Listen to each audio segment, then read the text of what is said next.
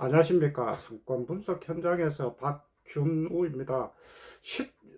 신축 상가 MD를 구성하면서 이제 그 가장 환영받는 그 업종들을 들라면은 그 메디칼과 이제 학원을 들 수가 있습니다. 실제로 이제 메디칼과 학원들이 가장 인기를 끌 수 있는 부분들은 한번 입주를 하게 되면은 실제로 어느 정도 그 지역에서 정착이 되면은 굉장히 오래 간다는 거죠. 그렇기 때문에 실제로 이렇게 오래 가니까 그 분양들이나 임대에서도 이제 안정적인 수익을 달성할 수 있기 때문에 실제로 가장 인기를 끌 수 있습니다. 그래서 오늘은 이 두 개 그 업종들 중에서 특히 이제 메디칼 중에서 이비인후과에 대한 부분들을 가지고 설명을 한번 드려보려고 합니다. 이비인후과에 대한 부분들은 저도 이제 최근에 이제 상권 분석 컨설팅을 의뢰받아서 진행을 하면서 여러 가지 공부를 하면서 여러 지역의 이제 상권들을 많이 살펴볼 수 있었습니다. 그래서 이런 부분들에 그 살펴보면서 이제 아마 이제 지금 그 이비인후과 개원을 하고 하시는 분들은 좀 도움이 되지 않을까 싶어서 한번 이 컨텐츠를 한번 찍어봤습니다. 메디칼 상가를 실제로 이제 그 상가를 시행을 해서 이제 유치를 하려고 할 때 가장 인기를 끌 수 있는 그 종목은 실제로 이제 주로 이제 보험 과목들로서 처방전이 많이 나오는 과목들입니다. 이 세 개 이제 주로 이제 3대장이라고 부르는데 내과와 그리고 소아청소년과 이비인후과가 있습니다. 실제로 이 세 개 과목을 가장 선호하고 하는 부분들은 결국은 이제 이 세 개 과목이 활성화될 경우 다른 그 메디칼 과목들을 유치하기가 쉽습니다. 그리고 이제 또 하나는 메디칼 과목들이 충분히 이제 진입을 하게 될 경우에 특히 이제 1층의 임대료나 분양가가 높은 약국을 유치하기가 쉽습니다. 그렇기 때문에 실제로 어떻게 보면은 메디칼 과목의 어떤 유치의 성공에 따라 가지고 상가의 질이 달라진다는 거죠. 그렇기 때문에 실제로 아마 이 상가 시행을 하고 하는 거나 하는 분들이나 그리고 임대하고 하시는 분들이 아무래도 가장 선호하고 하는 그런 업종이 아닌가 합니다. 그러면 이 세 개 특히 이제 내과, 소아, 청소년과, 이비인후과는 지금 어떤 환경인지를 한번 이제 살펴보도록 하겠습니다. 동네 상권이나 이제 거점 상권에서 내과의 경우 메디칼 건물에서 메인으로 내과가 잘 될 경우 다른 과목들도 비교적 잘 됩니다. 그래서 실제로 이제 상가를 시행할 때 가장 먼저 우선적으로 하려고 하는 게 내과가 되는 것도 이제 이런 이유 때문인데, 그러나 지금 현재 내과의 경우 2025년 12월 기준으로 5,680개가 개원하고 있습니다. 그래서 이제 주요 상권마다 이제 많게는 뭐 3개에서 한 5개 정도가 개원하고 있습니다. 그렇기 때문에 실제로 더 이상 개원을 하기가 어려운 경우들이 있습니다. 아마 이제 뭐 내과 같은 경우는 다양한 또 분야들이 있는데 특히 이제 많이 이제 개원하고 하는 부분들이 결국은 이제 뭐 동네 단위에서 외래만 전문으로 하는 그런 내과도 있겠지만 주로 100평 이상의 검진 내과를 많이 하려고 합니다. 아마 이제 그런 부분들은 결국은 이제 수가나 그리고 병원의 이제 수지 타산들 이런 부분들하고 많이 연관이 있습니다. 그래서 이제 주로 한 100평 이상을 가지고 검진 내과를 하려고 하는 분들이 많습니다. 그리고 이제 최근에는 100평에서 한 150평 이상을 가지고 특히 이제 조금 큰 거점 상권에서 고령화가 지속되면서 이제 신장내과를 하려고 하는 부분들. 그런데 이제 과거에는 신장내과를 단독으로 하는 경우들이 많았는데 오히려 이제 여러 복합적인 원인들을 가지고 이제 진행을 하다 보니까 외래뿐만 아니라 내과 검진, 신장내과 이렇게 이제 세 가지 부분을 같이 하는 부분들도 최근에 많이 늘어나는 것 같습니다. 그래서 실제로 이제 이런 부분들은 내과 같은 경우는 개원을 하게 되면은 100평에서 150평 같으면 실제로 내부에 들어가고 하는 기기들도 많고 그리고 투입되고 하는 인력들도 많이 필요합니다. 스태프들도 많이 필요하고 그리고 이제 경우에 따라서는 새로운 원장님도 모셔야 될 봉지기를 모셔야 되는 그런 부분들이 있습니다. 그렇기 때문에 실제로 아마 이제 거점 상권에서 새로운 내과를 개원하기가 녹록지 않습니다. 그래서 이제 아마 굉장히 망설이는 경우도 있겠지만은 상가 건물 시행사 입장에서도 아마 굉장히 힘이 듭니다. 실제로 많지 않기 때문에 아마 이제 뭐 경쟁이 있기 때문에 모르겠지만은 새롭게 입찰하기가 상당히 어렵다고 하는 부분들을 일단은 말씀을 드립니다. 그리고 이제 두 번째는 이제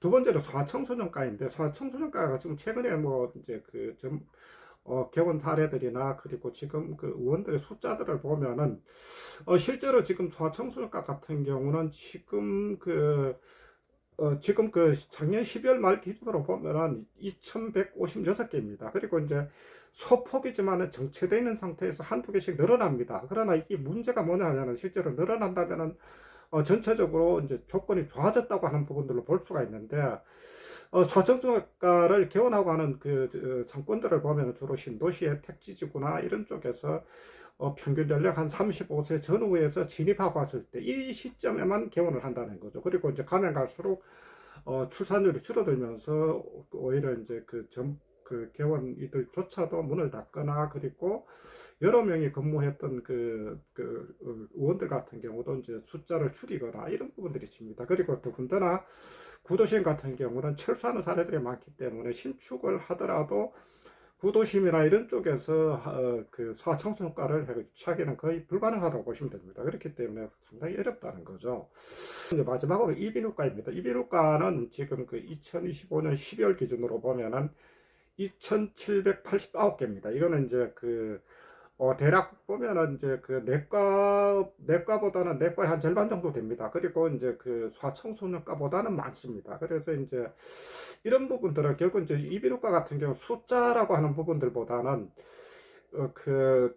인구 연령 자체가 고령화되고 그리고 2020년 코로나19 이후로 다른 과목에 비해서 점포 면적당 환자가 급격하게 늘어났습니다. 실제로 아마 제가 그 상권 조사를 했던 경우로 보더라도 아마 이제 그 여러 과목들 중에서 그 단위 면적당으로 따져가지고 환자 숫자가 가장 많이 늘어난 게 이비인후과가 아닌가 합니다. 실제로 보면은 보통 아마 이제 어떤 그 통계자를 보니까 지금 현재 이비인후과 평균적인 환자 숫자가 하루에 한 100명 정도 방문한 데가 주로 많다고 합니다. 그리고 저희가 이제 조사했던 지역 같은 경우는 많은 경우에 이제 300명 이상들, 실제로 뭐 한 500명까지 되고 하는 그런 이비인후과도 저희가 이제 몇 군데는 본 적이 있습니다. 실제로 이런 부분들은 결국은 물론 이제 뭐 혼자 진료를 못 하겠죠. 그러면 거기에 맞춰가지고 봉지기도 늘어나고 하는 체제지만 결국은 그 정도로 환자 숫자가 많다고 하는 부분들을 인식할 필요가 있습니다. 그리고 이제 말씀드리고 싶은 건 이비인후과가 이제 지금 최근 몇 년 사이에서 급격하게 개원 컨셉들이 많이 변했던 그런 과목들이 아닌가 합니다.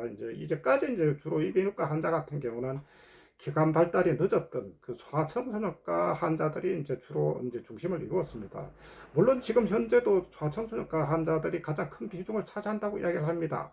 그러나 소아청소년과 같은 경우는 아무래도 주로 외래 환자에 집중되다 보니까 수가가 낮습니다. 수가가 낮고 그리고 지역에 따라 가지고 특히 앞서 말씀드렸다시피 주로 신도시나 택지지구에 소아청소년과가 주로 개원을 하고 하는데 소아청소년과도 개원하고 그리고 이비인후과 환자들 중에서 소아청소년과의 환자들을 받는 경우는 주로 이런 지역입니다. 그렇다 보니까 주로 이런 쪽에는 부모들의 입김들 이런 부분들이 클레임들이 많이 걸리다 보니까 사실은 집중하기가 상당히 어렵습니다.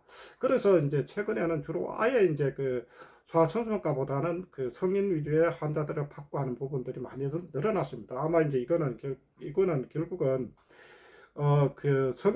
이비인후과 성인 환자들이 급격하게 늘어났다는 부분들하고도 아마 일맥상통을 하고 있는데, 그러나 어쨌든 지금 소아청소년과 환자들이 규모들이 숫자들이 가장 많다 보니까 어떤 상권도 소아청소년과 환자를 버릴 수는 없습니다. 그래서 같이 진료하는 경우들이 많습니다. 그래서 소아청소년과 환자들을 기본 베이스로 하고 그리고 성인 환자를 추가적인 부분들, 그래서 아마 가장 큰 부분들을 성인 쪽으로 보더라도 소아청소년과는 기본으로 한다는 부분, 이런 부분들이 있습니다. 그래서 오히려 동네 상권보다는 이비인후과 같은 경우는 조금 큰 상권들, 그래서 거점 상권들에 실제로 신규 개원하는 경우들이 많이 늘어나고 한다는 부분들을 볼 수가 있습니다. 그래서 이런 부분들은 우리가 한번 주의 깊게 살펴볼 필요가 있습니다.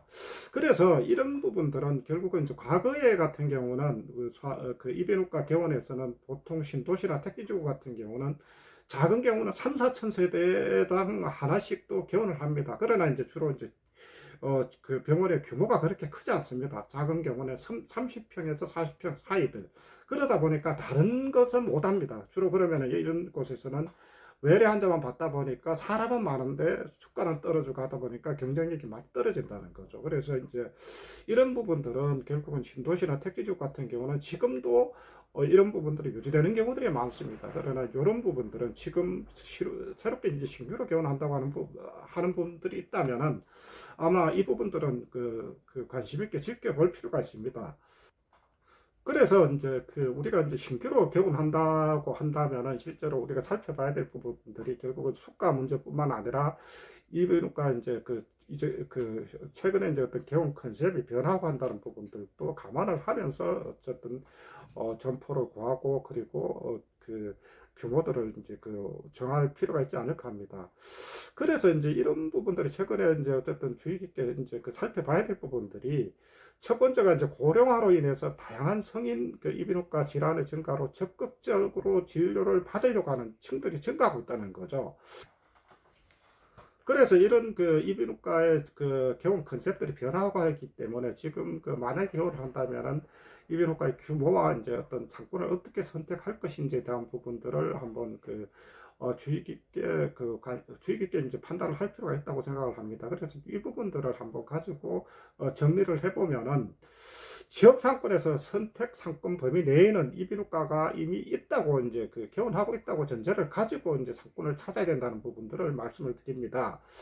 그래서 이제 이런 부분들을 앞서 말씀드렸다시피 3, 4천 세대를 가지고 개원을 할 게 아니라 이 상권 전체를 아우를 수 있는 그런 입지를 선택을 할 필요가 있습니다. 그렇기 때문에 전체적인 뭐 어떻게 보면은 이제 지역에 이비인후과가 없다고 하면은 그만큼 그 상권이 경쟁력이 없다고 보시면 됩니다. 그래서 이제 이 지역 내에 이비인후과 있다 하더라도 그것 전체를 해가지고 포괄할 수 있는 그런 상권 입지를 선택을 한다면 그 부분들은 제가 봤을 때 큰 무리가 없다고 봅니다.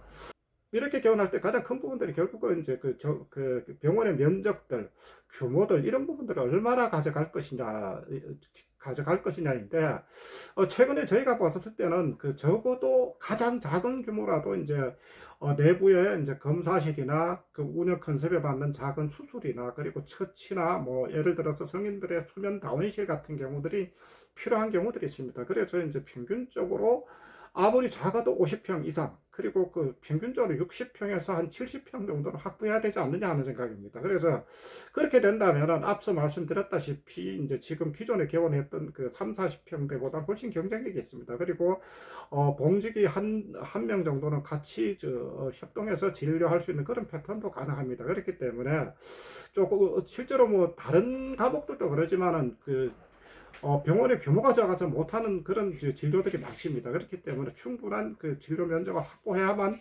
상권도 크게 가져갈 수 있다는 부분들을 명심할 필요가 있습니다.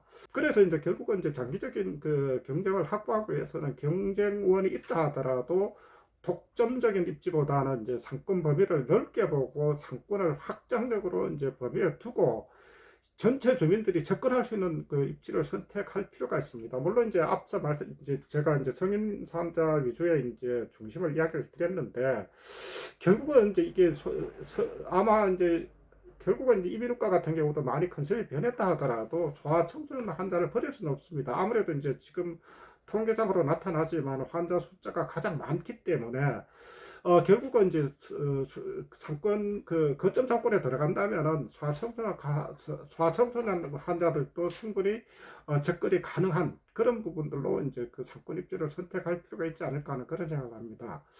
오늘은 이비인후과 개원에 대한 부분들을 가지고 한번 정리를 해보았습니다. 조금 도서가 없었지만은 아마 선택을 하는데 많은 도움이 되었습니다. 감사합니다.